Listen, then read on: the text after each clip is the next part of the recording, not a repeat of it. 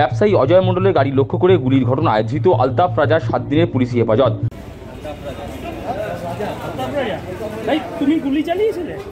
বেলঘরিয়া রথতলা মোড়ে বিটি রোডে ব্যবসায়ী অজয় মণ্ডলের গাড়ি লক্ষ্য করে গুলি চালানোর ঘটনায় পুলিশের জালে আর এক দুষ্কৃতী। ধৃতের নাম আলতাফ রাজা। ধৃতের বাড়ি বিহারের সমস্তিপুরে। মঙ্গলবার ধৃত আলতাফকে ব্যারাকপুর আদালতে তোলা হলে বিচারক 7 দিন পুলিশ হেফাজতের নির্দেশ দেন।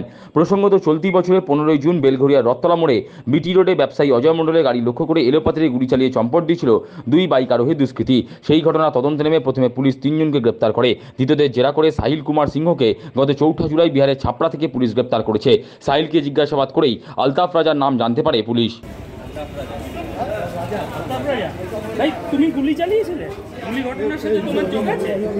এইটা যোগ আছে তোমার?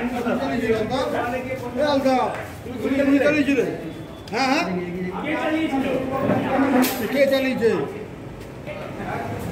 আমি মোবাইল দেখে বুঝে গেছি।